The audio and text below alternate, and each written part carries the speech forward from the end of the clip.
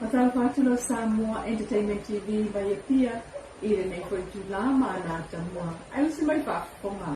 Ua se tia nei ilunga le tūlanga o puipuinga whaalwao malo o tātou tunu. Ia alof sota inga mawhewa inga. Ele ngata o le wafu whaalwao malo mtautu. Ai wala atu ai fo ilmlai vale le whaalwao malo I whaleolo. I se tūlanga I sili ona saonga le mu ai maise o le puipuia mai o loa whela ua I whaasoli tula fono. O le wafu I matautu. Lona whaatotonga ina I se whaata whaapitoa fo I mo pusa o loa po containers. Ai o le malai vale le whaleolo. Mo lana iwa fo I whaata whaapitoa. Mo uta tau nuu ma whaamoli e pe ona fola lona minister le fionga olo a forfiti va ai. Ia, tasina o ofo. Ia, ma le fisoani mai fo ia New Zealand. I a tato CD scanners nga. Ia, sa. O teimi mua sa e tasi lava ia le pito fo le va ai ia. Ia le au securities fo ia se ato e au mai. Al teimi dane nei. Ia, o le ua alu vo le mwhaianga whaaliu solo mai e le masini le sipiko le ako, o ko kongo le ako. Mai whaia asi tamuta o le tūlanga na. Ngā o le foi la ua mangkua foi o le uka ko masangi maka ko loa ingredients o mea ngi o aisa ia e pisai. E le mawhaia ko e sao se me wapenga ai kongo le. O kako scanners ia le wa iai. Wa uma foi ngā poro kalame ia e le mtanga ruenga. Ia kua I ngā mea ia o ingoa o fuala au ia o me wapenga. Ia, a ko ala kanga kai sau manga mea ngā. Ia susu mai. Wai maua uma e whaila o le ka ofi ei ia marku wako voila ia I leo. Olo le si kama doa tu le CT scan whainga fōle o le ata. Wha mai 3D. Ia.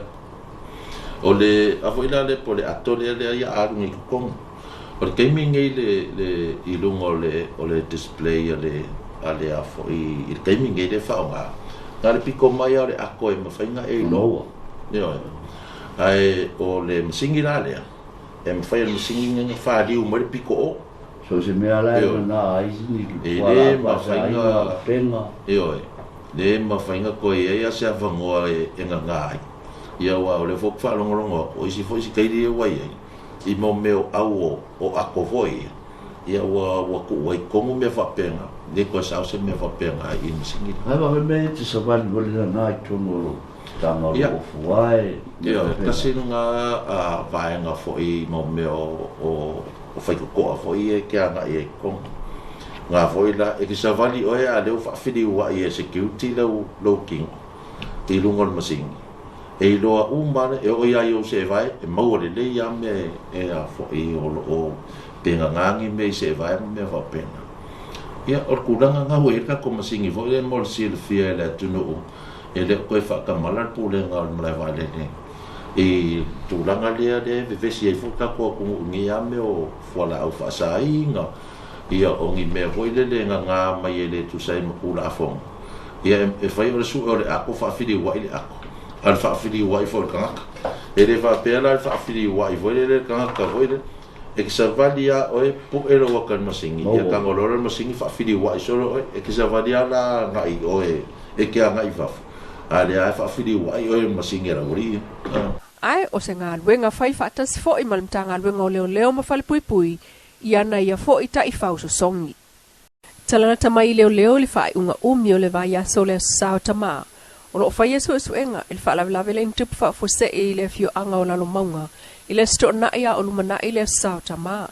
Na maliu wha fose I il tamaa I sili al fast food tau sanga al matua. O wha maunga leo mol taiminei o tātou fsilingia o le ngā luenga na alu I lunga le maunga. Sa tu uai le la au. Ai tau mia ai le tamaa ma maliwai. Ua tau fia il fal maliu o le tupua tamsese mea o le mtotua. Le tamaa pe on wha maonia mai le fiongal komsina.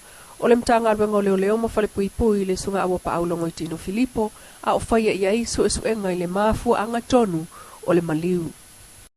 O whautua ina ina ilo tātua tunu ui le toe te talaina o le ofisa tu tonu o whaalawelawe tupu whaafosei a o whaawa wainga alwenga mo le mata I tuwina o le maunga mu o wailulu ui Amerika Samoa.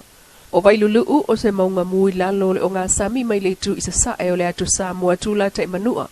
Na whaatino su e ngal malo Amerika Samoa male ofisa su e o ngā sami malvani monimo Amelika le noa. I le lua fe sulfitu.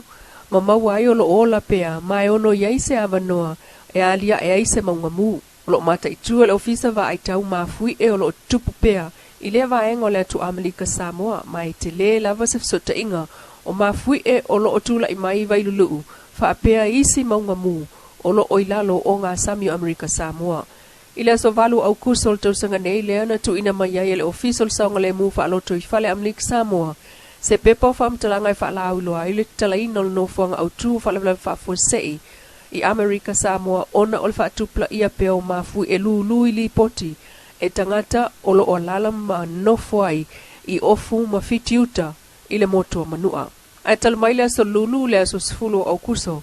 Ua o le fasul tasi mafui e ufa mawina le official va ai tau i Samoa. E le masani o na tele ni mafui e lulu i lea no fuanga. O le malolosi o nei mafui e le vao le lua te simal tolu. Anga ili tolu te simal ono lo lato malolosi il fua mafui e. Mai na o le paulea. O le whamtalanga o lo wha mautui na le teiminei. E wha o popo i li poti o lo liptia e tangata o manua. Amata mai le stofia so sultasi o kusol tu sanganei. Whaitaltala no anga ma whiutana inga le ofisa va aita wa Samoa ma Amelika Samoa. Ofisa su e o ngā sami malvani manimo Amelika le noa. Ofisa tu tonol tsunami al Pasifika i Hawaii. Ma le ofisa su e o whanua whanua Amelika. O le nei fuafuanga ina ia whewhaasoa i to mai. Ma whaamtalanga ina ia iloa ma whaamanino atili ma fuanga. Ma le whaapungai.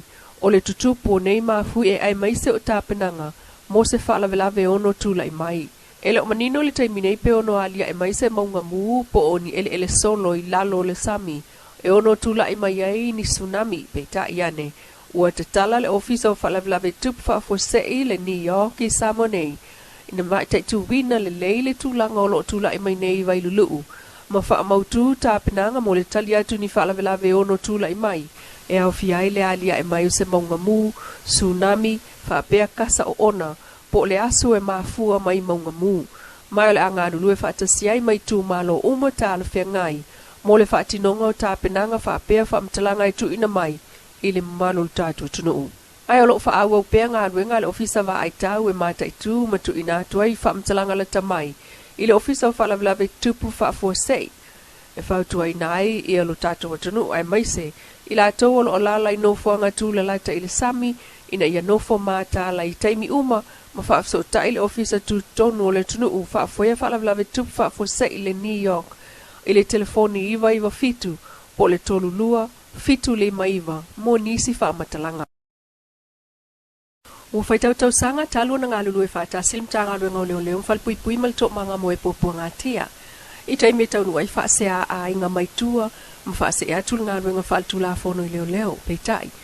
O le vai aso le nei ua amatai o nā loa ia teu unga masuinga o le la malia ngā loa ia. Ina ua iai foi ni suinga I tula whono e whaatino ai tiu te mamtafa ioi, ai o ngā lua ngā lava ia taul pui puinga. O silias fultau sanga o le whaapaanga le nei, peitai. Ua o le toe whaafowina o le la MOU, ua amatali ai nei ina ua mawhai o nei loa nisi suinga ngā iluma, I le whaalele ia atili o ngā luenga. Tau sanga ilua whema leonon amata mai el nei whaapaanga ma leo leo. Lea ua toe whaafowai nei, na saini I le vai aso talwai, ma toe whaamau alo ia I le whaafounga o le whaapaanga le nei, le vaal komsino mtanga luenga o leo leo mwhalpui pui ua iei nei, le fionga ua paulongo I Tino Filipo, ma le pule whaatonu au po le pristeni o le tok manga moe po pua ngatia, le SVSG Samoa Victim Support Group, Sili Niuli na Jang. O le aunga o ngā ruenga whai whaatasia leo leo ma le tok manga, ia iai se taunu unga le leo soi fuanga o tangata na afia I solinga atu la whono, taimine etu sol se lau whanau, mai le pepe e o atu sulvalu tau sanga le matua, o lo o tau sia le loto aituana I mato, o le tala whaatau o le tupe whaasosoa le malo lua o lua tolu, Leana whaato a ave ai le malo mo le taimi mua, se tupe, e tu sa malelima se la wafeta la I le tok manga, ave iai malelisi o la to ngā ruenga I whaatino, mo le whaititi o sa wanga whaasanga I tinam tamai tai. Pei tai o le tau singa I tau mafa ma mana onga o aso uma mo whanau o le loto ai tona I mato, o lo mawane me alo whatupe, mai ai singa tupi o le to manga I fafo atu o Samoa. Ai mai se, o le alofa ane mai pisinisi ma kampani lo tato tunu, e au fi ai ma wha la poptonga, ai o e ka le sia.